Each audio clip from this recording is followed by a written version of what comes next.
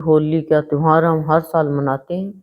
इस साल भी हम संत के चरणों में बैठकर हर्षोल्लास से मना रहे हैं।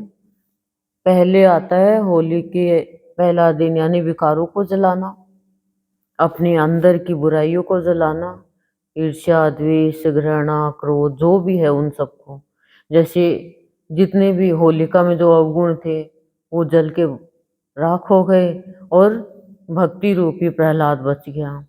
तो ऐसे ही होली का त्योहार हमें ये शिक्षा देता है कि भक्ति करेंगे तो कभी भी कोई बुरी आसुरी शक्ति वाला भक्ति की शक्ति के कारण वो यदि मारना भी चाहेगा, गोद में भी बैठा लेगा, तो भी वो मार नहीं सकता। क्यों? क्योंकि भक्ति में बहुत बड़ी शक्ति है और यही होली का त्योहार हमें शिक्षा दे रहा है। तो हमें आज यही शिक्षा लेनी है कि होली का पर्व आया है तो हम भगवान के होकर रहें, विश्वास के साथ भक्ति करें और स्थितियां परिस्थितियां जीवन में प्रहलाद के जैसे खूब आएगी, लोग परेशान भी करेंगे, लेकिन भगवान का नाम स्मरण हमारा अखंड चलता रहे, भक्ति चलती रहे, सत्संग चलता रहे, तो हमारे जीवन में कभी भी कोई आसुरी भाव वाला, आसुरी शक्ति वाला प्रभाव नहीं डाल सकेगा। और यदि हम बदले में कुछ बदला ले रहे हैं या बदले में कुछ अपशब्द बोल रहे हैं तो यही आसुरी भाव हमारे अंदर प्रवेश कर जाते हैं। इसलिए होली का त्योहार जो कह रहा है उसके मुताबिक हमें चलना है। कहते हैं कि संत जो होते हैं ना, वो सत्य की प्राप्ति कराने के लिए होते हैं और हमें सत्य को प्राप्त करना है। तो कह रही है कि सत्य जब तक प्राणी पहचान नहीं लेता, जीवन में उतार नहीं लेता, तब तक उसके जीवन में कितने भी रंग चढ़ते हैं, उतरते हैं, उतार चढ़ाव आते हैं, लेकिन वो शाश्वत रंग को अपने जीवन में नहीं देख पाता है। हम बहुत प्रेम करते हैं, प्रेम पाकर भी हम मस्त नहीं हो पाते हैं। कारण क्या है? क्योंकि हमारे जीवन में शांति नहीं है। क्यों? क्योंकि सत्य नहीं है, हम असत्य बोल देते हैं। असत्य की तो हार हुई थी ना। भगवान वरदान देते हैं भक्ति करने वाले को, लेकिन उस वरदान का यदि दुरुपयोग करेंगे तो वो वरदान भगवान के पास वापस चला जाएगा और फेल हो जाएगा। फिर भगवान ये नहीं देखेंगे कि मेरा वरदान फेल हो जाएगा तो मेरा अपमान होगा। इसलिए ये शिक्षा देता है होली का त्योहार कि हमें भगवान ने कुछ अच्छा दिया है तो उसका हम सदुपयोग करें, और जो भक्ति करने वाले भक्त हैं उनको हम देख के खुश हों, प्रसन्न हो और उनके साथ चले, ना कि उनको परेशान करें, ना उनको दुख दें, ना उनका विरोध करें। हिरण्यकशिपु ने, प्रहलाद ने के पिता थे उन्होंने, और होलिका जो प्रहलाद की बुआ जी थी रिश्ते में, तो रिश्ता था, लेकिन रिश्ता वो कैसा रिश्ता जो अपनों को ही मारने के लिए तैयार हो जाते हैं, अपने मान सम्मान के लिए, अपनी चाह के लिए। इसलिए विशेषकर होली के त्योहार पे अपनी चाह पे ध्यान देना चाहिए, अपनी राह पे ध्यान देना चाहिए, और फिर वो देख पाएगा मेरे जीवन में आह खत्म हो रही है और वाह वाह आ रही है। प्रहलाद ने विश्वास की भक्ति की थी और आज प्राणी विश्वास ही खो बैठा भगवान के ऊपर, तो वो भक्ति कितने भी कर लो, कांटे तो आएंगे, परेशानी तो आएंगी, लेकिन मतवाला नहीं हो पाएगा प्रेम पाकर भी, भाव पाकर भी। क्यों? क्योंकि व्यवहार में सत्य नहीं है, आचरण में सत्य नहीं है, वाणी में सत्य नहीं है। सत्य को पहचान नहीं पाया, सत्य को प्राप्त नहीं कर पाया, हम तो छोटी छोटी बात पे असत्य वाणी बोल देते हैं, तो फिर भगवान करे कभी भी मस्त नहीं हो पाओगे। देखो, सत्य बोलने वाला न किसी से डरता है और न वो मरता है, अमर हो जाता है। भगवान भी उसकी सेवा करते हैं सत्य वाले की, सत्यवादी की, और वो अमर हो जाता है। तो इसलिए ये फागुत्सव हमें क्या कहता है कि सत्यमय जीवन जी करके, विश्वास की भक्ति करके सदा प्रसन्न रहो, आनंद में रहो। कोई तुम्हारे साथ कोई व्यवहार कैसा भी कर रहा है, दुर्व्यवहार कर रहा है, लेकिन तुम ये पक्का ठान लो कि हमें रिप्लाई गलत नहीं देनी है। करने वाले करेंगे, विरोध करने वाले विरोध भी करेंगे, लेकिन प्रहलाद के जैसे भक्ति हम करते आगे बढ़ते रहेंगे तो भगवान हमारी रक्षा करेंगे, ईश्वर हमारे साथ रहेंगे। तो भगवान को साथ रखना चाहते हो और भगवान का साथ चाहते हो तो विश्वास की भक्ति, किसी के साथ कोई भी गलत व्यवहार नहीं करना। ये नहीं है कि प्रहलाद को पता नहीं था क्या कि ये गलत है ये सही है, इनका पता नहीं था, सब पता था उसे, पर उसने अपने नारायण पे डाल दिया सब कुछ, अपने विष्णु भगवान पे डाल दिया सब कुछ। और उसके माता पिता दोनों कह रहे हैं कि तू अपने पिता को भगवान मान ले, लेकिन उसका विशेष भाव क्या था कि भगवान तो भगवान ही है, क्या किसी में इतनी शक्ति है क्या कि वो एक फूल को तोड़ के वापस जोड़ दे, लेकिन मेरे भगवान में इतनी शक्ति है कि वो मरे हुए को भी जिंदा कर सकता है, टूटे हुए को भी जोड़ सकता है।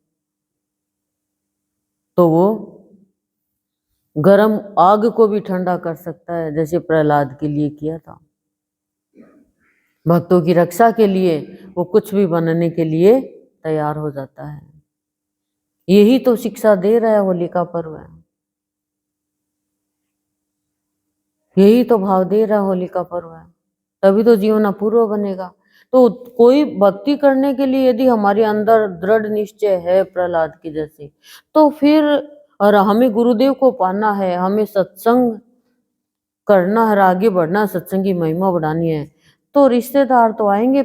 कभी कहीं देखा है जन्म देने वाला पिता ही रक्षक की भक्षक हो जाए, लेकिन भगवान ने होने नहीं दिया भक्षक उसको, परेशान वो कर रहा, हार गया एक दिन परेशान करके। पर भक्त का तो कुछ बिगाड़ ही नहीं सका, बाल ही बांका नहीं कर सका। तो हमारे गुरुदेव हमारे लिए तो नारायण का रूप है। हमारे अंदर यदि विश्वास की भक्ति है, जिज्ञासा है जानने की और भक्ति में आगे बढ़ने की है, प्रभु को पाने की है, और प्रभु को प्रभु मानते हैं, हर किसी को प्रभु मानने लग जाएंगे, तो फिर हम भटक जाएंगे रास्ते से।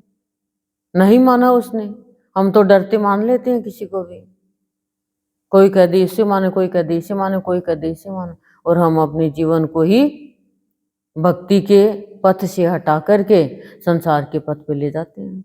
और संसार के पथ पे ले जाएंगे तो क्या होगा, थकान ही आएगी, तो बुराई की ओर बढ़ जाएंगे हम। बताओ, तो ये क्या कह रहा होलिका त्योहार, जो अभी बातें बताई उपरोक्त बातें, वही होलिका त्योहार कह रहा है कि सत्यमय जीवन जियो। सत्य सबसे बड़ा भाव है, प्रेम है फिर भी असत्य बोल रहे हो तो फिर वो प्रेम भी तो दूषित हो जाएगा ना। बोलो, भक्ति करके अविश्वास कर रहे हो तो विश्वास नहीं अपने भगवान पे, यानी विशेष जो भाव है वो संशय को खत्म करना है। होलिका को संशय था, ये भ्रांति थी, ये भ्रम था होलिका को कि मुझे वरदान मिल गया, मैं प्रहलाद को जला दूंगी। फिर भी वो कह रही है माया भी है, जैसी दृष्टि वैसी सृष्टि, प्रहलाद को ही बताया ये माया भी है। तो भक्त को कोई सता नहीं सकता, यदि भक्ति वो मीरा के जैसी, प्रहलाद के जैसी, ध्रुव के जैसी कर रहा है तो, और उसका इष्ट एक है तो कोई सता नहीं सकता, उसे परेशान कर नहीं सकता। लेकिन वो डिगमिगाया नहीं अपने रास्ते से, और यही तो सिखा रहा है। पड़ोसी तो कौन, कोई था ही नहीं परेशान करने वाला, क्योंकि राजा का पुत्र था प्रहलाद तो, और राजा की आज्ञा मान रहे थे वो मंत्री थे वो तो, कि भी इसको तलवार से मारो, इसको पहाड़ से गिरा दो, इसको ये कर दो, वो तो कह रहे थे। हिरण्यकशिपु और आज्ञा का पालन कर रहे थे, लेकिन कुछ नहीं बिगाड़ सके, कुछ नहीं बिगाड़ सके। लेकिन प्रहलाद ने कभी ये नहीं कहा, यही कहा कि पिताजी भगवान विष्णु की शक्ति ही आपके अंदर काम कर रही है, आप में भी वही है, मेरे में भी वही है। कभी संशय नहीं किया उसने, पर विश्वास किया। संशय वाला प्राणी कुछ भी प्राप्त नहीं कर सकता है, अविश्वास वाला प्राणी कभी प्राप्त नहीं कर सकता। उसने ये नहीं कहा कि मैं कुछ कर दूंगा, उसने ये कहा मेरा विष्णु करेगा जो करेगा वो, मेरा नारायण करेगा जो करेगा वो, और नारद जी उनके गुरु। तो जब गुरु मिल जाता है तो रास्ता तो मिल ही जाता है। तो संत हमें मिल गए, गुरु रूप में मिल गए, नारायण रूप में मिल गए, सत्संग का स्थान दे दिया। अब हमारे ऊपर है हमें क्या करना। कोई हमारे खाना बनाने वाली आती है तो हम क्या कहते हैं, ये आटा है, ये पानी है, ये घी है, ये तेल है, ये सब्जी है, और ये बर्तन है, ये चूल्हा है, बस। हम ये थोड़ी कहेंगे चल तू तो बैठ जा, मैं बना लेती हूँ। बनाने वाली को क्यों बुलाया फिर? और उसको ही कहेंगे 20 लोगों का खाना बनाना है। ये नहीं कहेंगे तू इतना आटा ले लेना, इतनी सब्जी ले लेना, 20 के हिसाब से बना के छोड़ दे। यही तो कहते हैं। तो बस भगवान ने हमें सब कुछ दे दिया, अब हमें लेना है। हम नहीं लेंगे तो हमारी क्या करें? हमारी इच्छा, हम धोखा करेंगे, फिर हम परेशान हो जाएंगे। चाहते हैं तो करना पड़ेगा, नहीं चाहते हैं तो बस डोलम डोल नीति अपना लो। वरदान तो हिरण्यकशिपु को भी मिला था, लेकिन बुरा चाहने से फेल हो गया। वरदान होलिका को मिला था, बुरा चाहने से फेल हो गया। लेकिन प्रहलाद ने कभी वरदान मांगा ही नहीं। प्रहलाद ने तो सबके लिए अच्छे के लिए ही मांगा था।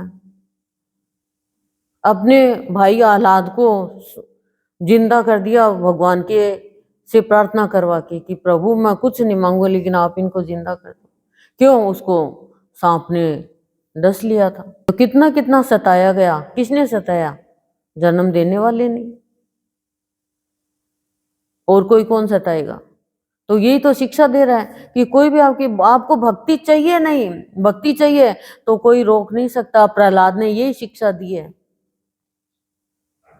भगवान चाहिए, नहीं भगवान चाहिए तो मिलने से कोई रोक ही नहीं सकता, कोई आगे आ ही नहीं सकता,